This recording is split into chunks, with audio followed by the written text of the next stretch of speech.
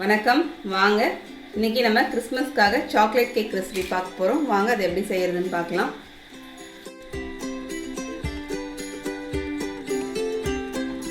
Cake பாருங்க எவ்வளோ சாஃப்டாக இருக்கு.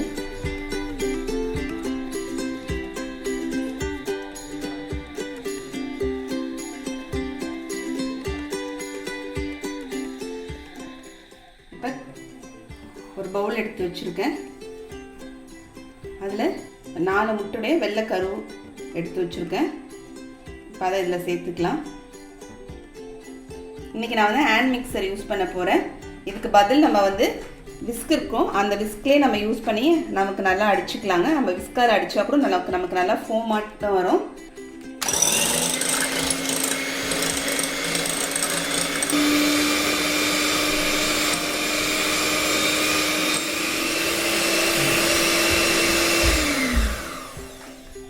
இப்போ நம்ம அதை அடிச்சிட்டோம்.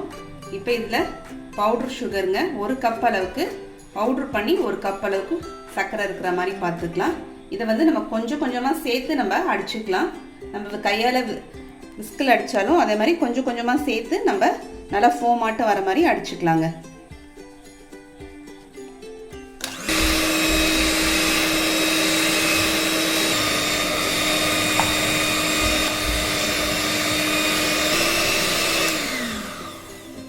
இப்போ நம்ம சர்க்கரை பொடிச்சு பவுடர் சுகர் சேர்த்து நம்ம அடிச்சாச்சுங்க. இப்போ நம்ம 4 முட்டையுடைய மஞ்சள் கருவையும் இதில் சேர்த்துக்கலாங்க. சேர்த்து அதையும் ஒரு அடி அடிச்சிடலாம், கலந்து விட்டுறலாம். அதை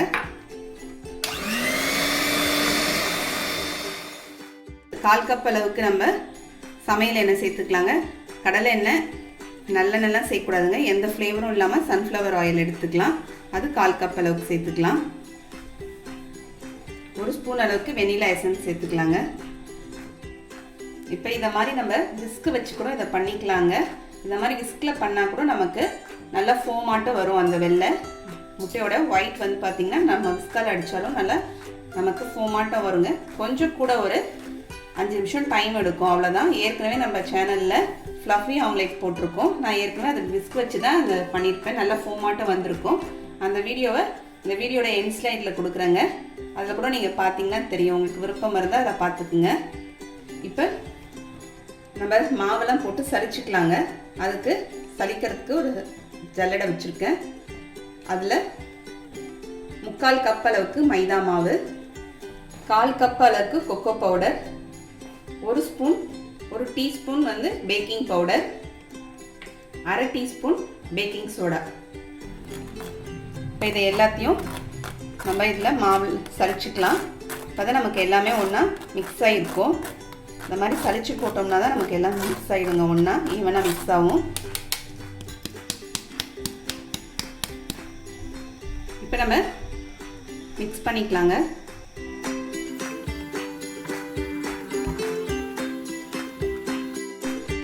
இப்போ 1/4 கப் அளவுக்கு காய்ச்சி ஆற வச்ச பால் சேர்த்துக்கலாங்க. நம்ம எந்த கப்பால் சர்க்கரை 1 கப் எடுத்தோம்னா 3/4 கப் மைதா, அதாலே 1/4 கப்பு எண்ணெய், கொக்கோ பவுடர், பாலுங்க. இப்போ எல்லாத்தையும் ஒன்றா மிக்ஸ் பண்ணிடலாம். இப்போ நமக்கு கேக்கு பேட்டர் ரெடியாக இருக்குது பாருங்கள். கன்சிஸ்டன்சி இந்த மாதிரி இருக்கணும்.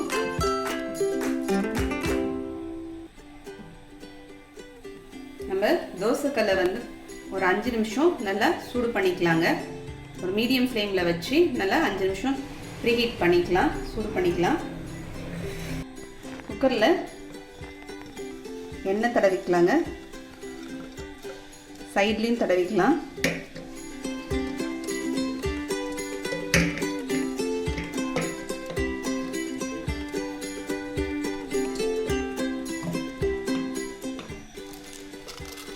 அதுக்குள்ளே பட்டர் பேப்பர் வச்சுக்கலாங்க.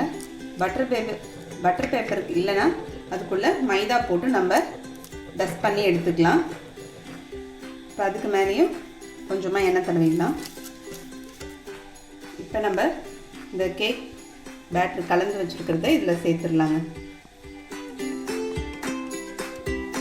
ஏற்கனவே நம்ம சேனலில் ரஸ்க் வச்சு கேக் போட்டிருக்கேங்க, அதோட லிங்க்கையும் டிஸ்கிரிப்ஷன் பாக்ஸில் கொடுக்குறேன். ஊற்றிட்டு லேசாக நம்ம தட்டி விட்டுக்கலாங்க. அப்போ தான் நமக்கு அந்த பபுள்ஸ்லாம் இல்லாமல்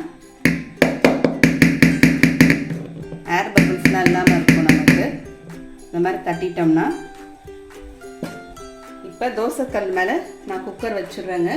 குக்கர் வச்சுட்டு கேஸ்கட் போட்டிருக்கேன். மூடிடலாம். ஃப்ளேம் பார்த்தீங்களா சிம்லேயே வச்சிடலாம். 40லேருந்து 45 நிமிஷம் வரைக்கும் நமக்கு சிம்லேயே இருக்கட்டும். மேலே வந்து விசில் போடக்கூடாதுங்க. இப்போ நமக்கு 45 நிமிஷம் ஆயிடுச்சுங்க. இப்போ நம்ம குக்கரை ஓப்பன் பண்ணி பார்க்கலாம். பாருங்கள், கேக் எவ்வளோ நல்லா சூப்பராக நமக்கு இப்படி வந்திருக்கு.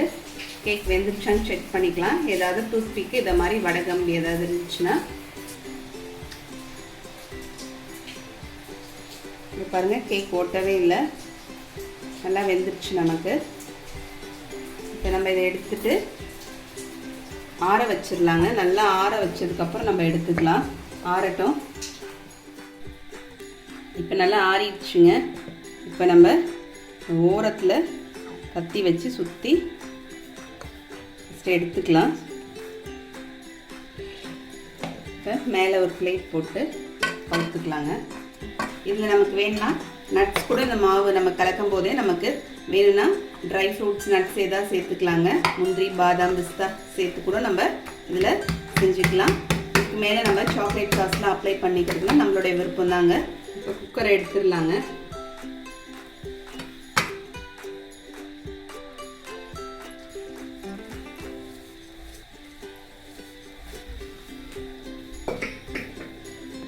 இப்போ வந்து நம்ம இந்த பட்டர் பேப்பர் எடுத்துடலாங்க.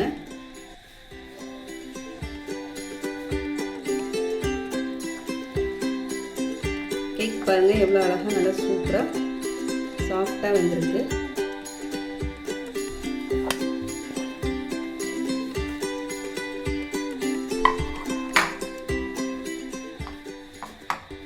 இப்போ பாருங்கள் நல்லா சாஃப்டாக இருக்குது பாருங்கள் கேக்கு.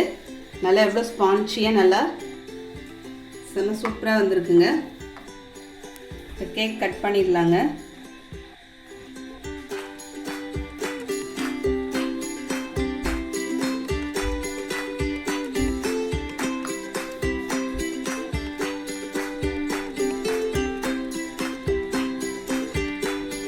கேக் பாருங்க எவ்வளோ சாஃப்டாக இருக்குது.